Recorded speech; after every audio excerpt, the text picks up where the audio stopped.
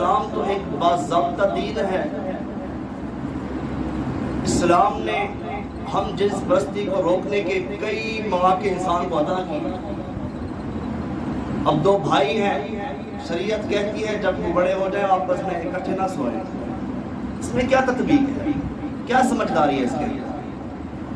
اس لیے کہ وہ دین کے اندر رہ کر، شریعت کے اندر رہ کر کہیں ان کے دماغ میں کوئی ایسا غلط کام یا غلط فعل پیدا نہ ہو، ورنہ بھائی بھائی کے ساتھ ایسا ظلم تو نہیں کر سکتا۔